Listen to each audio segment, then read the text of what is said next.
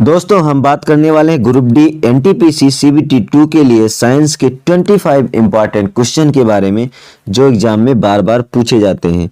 इसलिए वीडियो को बिना स्किप किए हुए शुरू से लेकर लास्ट तक जरूर देखें। तो मैं दीपू पांडे आप सभी का स्वागत करता हूं आपके अपने यूट्यूब चैनल लक्ष्यमसन इंस्टीट्यूट में। तो चलिए हम फटाफट क्वेश्चन को करते हैं स्टार्ट। देखिए जो हमारा पहला क्वेश्चन है वो है कार्य का मात्रक है जूल, न्यूटन, वाट, डाइन।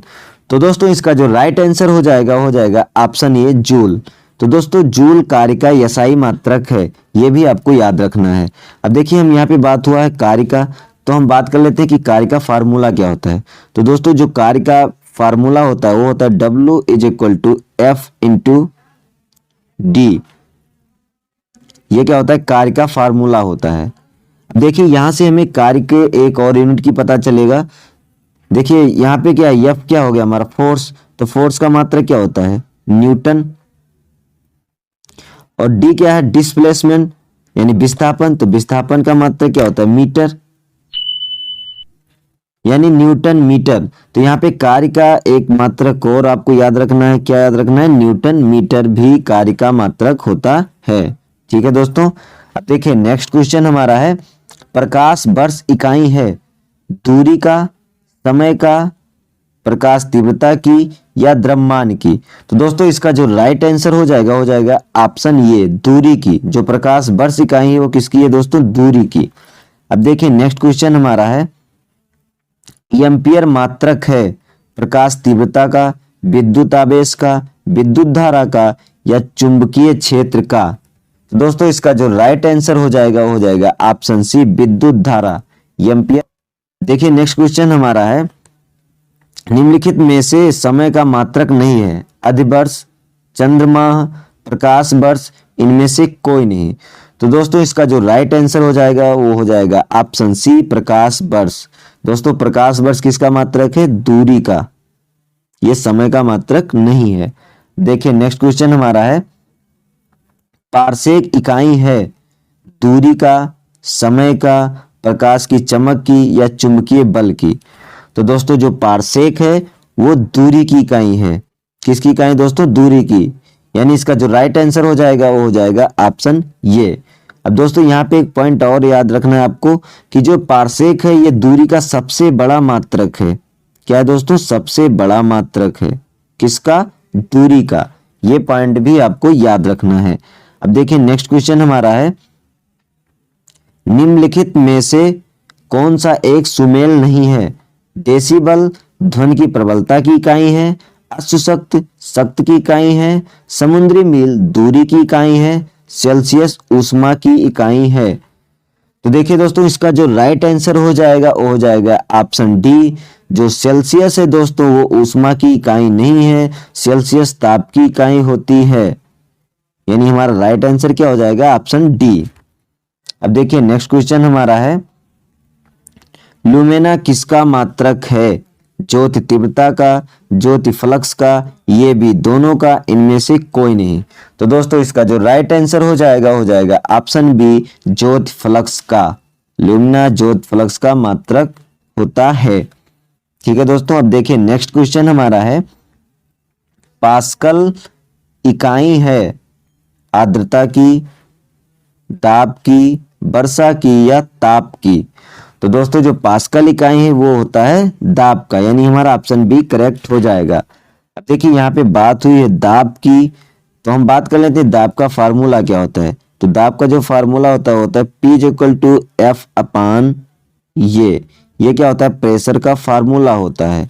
ये भी आपको याद रखना है क्योंकि ये हमें न्यूमेरिकल में हेल्प करेगा। ठीक है। अब देखिए यहाँ से हमें दाब का एक और यूनिट पता चलेगा। क्या, देखिए यहाँ पे F क्या है, फोर्स। तो फोर्स का मात्रक क्या हो जाएगा न्यूटन अपान, ये क्या है एरिया है, तो एरिया का मात्रक क्या होता है मीटर स्क्वायर। तो यहां से हमें दाब का एक और मात्रक पता चल गया न्यूटन प्रति मीटर स्क्वायर। ये भी आपको याद रखना है। अब देखिए नेक्स्ट क्वेश्चन हमारा है कैंडिला मात्रक है ज्योति फ्लक्स का, ज्योति प्रभाव का, ज्योति दाब का या ज्योति तीव्रता का। तो इसका जो राइट आंसर हो जाएगा वो हो जाएगा ऑप्शन डी ज्योति तीव्रता का कैंडिला मात्रक होता है।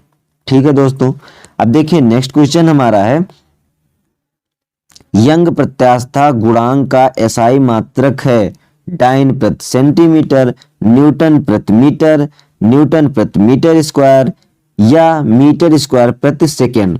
तो इसका जो राइट आंसर हो जाएगा दोस्तों वो हो जाएगा ऑप्शन सी न्यूटन प्रति मीटर स्क्वायर। यंग प्रत्यास्था गुणांक का एसआई मात्रक होता है न्यूटन प्रति मीटर स्क्वायर।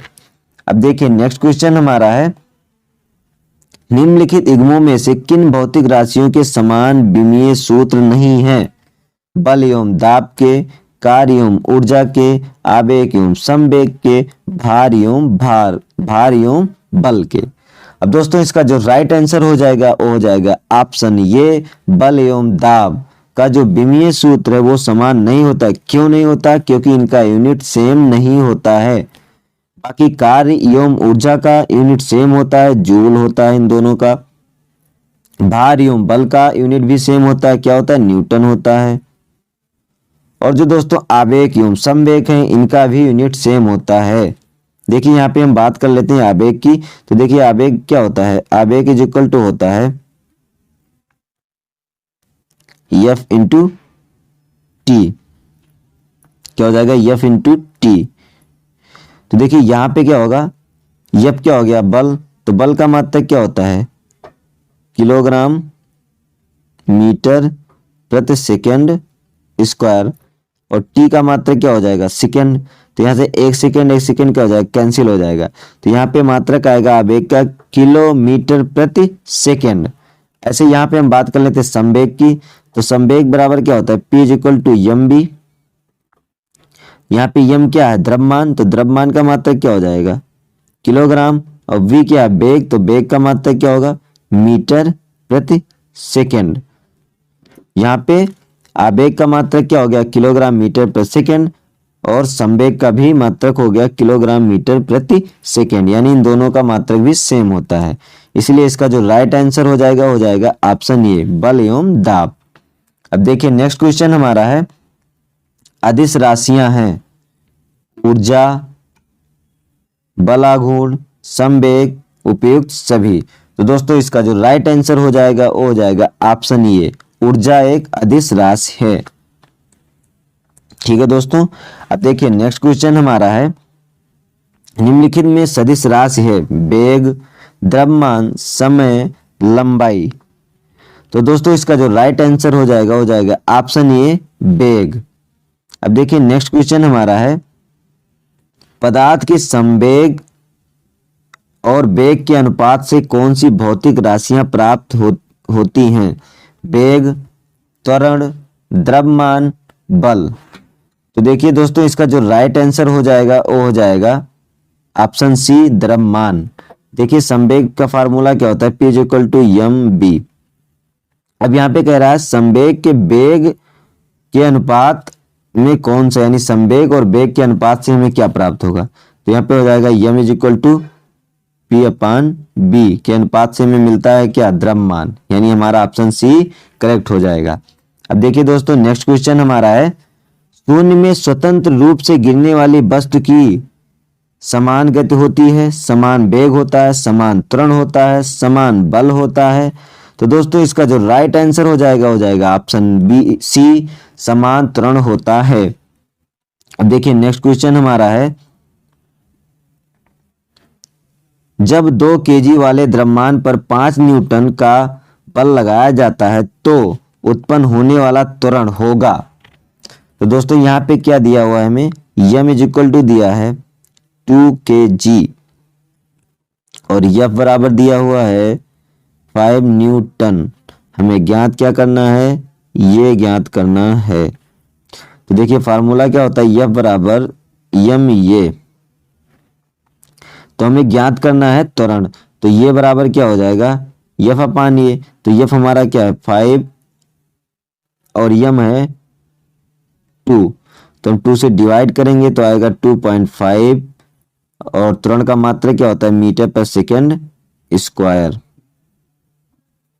यानी हमारा ऑप्शन ये करेक्ट हो जाएगा।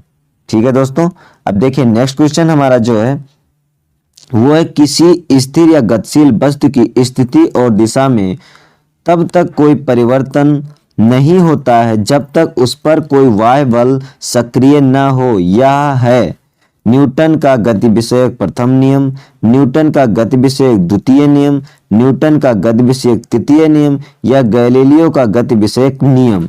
तो दोस्तों इसका जो राइट आंसर हो जाएगा ऑप्शन ए, न्यूटन का गति विषयक का प्रथम नियम। अब देखिए नेक्स्ट क्वेश्चन जो हमारा है वो है दोस्तों, रॉकेट के सिद्धांत पर कार्य करता है ऊर्जा संरक्षण, बर्नौली प्रमेय, एवोगाद्रो परिकल्पना या संवेग संरक्षण। तो दोस्तों इसका जो राइट आंसर हो जाएगा ऑप्शन डी, संवेग संरक्षण। अब देखिए नेक्स्ट क्वेश्चन जो हमारा है वो है, अश्व यदि एकाएक चलना प्रारंभ कर दे तो अश्वरोही के गिरने की आशंका का कारण है जड़त्व आघूर्ण, द्रव्यमान का संरक्षण नियम, विश्रामा जड़त्व, गति का तीसरा नियम। तो इसका जो राइट आंसर हो जाएगा दोस्तों वो हो जाएगा ऑप्शन सी, विश्रामा जड़त्व। अब देखिए नेक्स्ट क्वेश्चन जो हमारा है वो है दोस्तों, चलती हुई बस जब अचानक ब्रेक लगती है तो उसमें बैठे हुए यात्री आगे की दिशा में गिरते हैं। इसको किसके द्वारा समझाया जा सकता है? सापेक्ष सिद्धांत, न्यूटन का पहला नियम, न्यूटन का दूसरा नियम, न्यूटन का तीसरा नियम। तो दोस्तों इसका जो राइट आंसर हो जाएगा ऑप्शन बी, न्यूटन का पहला नियम। ठीक है दोस्तों। अब देखिए नेक्स्ट क्वेश्चन जो हमारा है वो है, बल का गुणनफल है, जो बल का गुणनफल होता है वो क्या है इनमें से? द्रव्यमान और वेग का, द्रव्यमान और त्वरण का, भार और वेग का, भार और त्वरण का। तो दोस्तों बल का फार्मूला क्या होता है? F is equal to M A. M क्या है? द्रव्यमान, और ये क्या है? त्वरण। तो यानी द्रव्यमान और त्वरण हो जाएगा, यानी हमारा ऑप्शन बी करेक्ट हो जाएगा। अब देखिए दोस्तों नेक्स्ट क्वेश्चन जो है वो है, शरीर का वजन पृथ्वी की सतह पर सभी जगह एक समान होता है, ध्रुवों पर अधिकतम होता है, विषुवत रेखा पर अधिकतम होता है, मैदानों की तुलना में पहाड़ियों पर अधिक होता है। तो दोस्तों इसका जो राइट आंसर हो जाएगा ऑप्शन बी, ध्रुवों पर अधिकतम होता है। अब देखिए नेक्स्ट क्वेश्चन जो हमारा है दोस्तों वो है, किसी मनुष्य का भार पृथ्वी पर 600 न्यूटन है तब चंद्रमा पर उसका भार कितना होगा? तो दोस्तों देखिए यहाँ पे पृथ्वी की तुलना में चंद्रमा पर जो भार होता है वो 1/6 गुना होता है। पृथ्वी की तुलना में चंद्रमा पर भार मनुष्य का 1/6 गुना होता है। तो यहाँ पे क्या हो जाएगा? 600 न्यूटन इंटू 1/6 से हम क्या करेंगे? मल्टीप्लाई कर देंगे। तो यहाँ से कट जाएगा 6 यानी 100 न्यूटन इसका राइट आंसर हो जाएगा। तो हमारा ऑप्शन डी क्या होगा? करेक्ट हो जाएगा, 100 न्यूटन भार होगा। ठीक है दोस्तों। देखिए नेक्स्ट क्वेश्चन हमारा है, पृथ्वी की सतह पर किसी का भार 29.4 न्यूटन है, उसका द्रव्यमान कितना होगा? तो देखिए दोस्तों सबसे पहले यहाँ पे देखिए भार का फार्मूला क्या? W is equal to mg।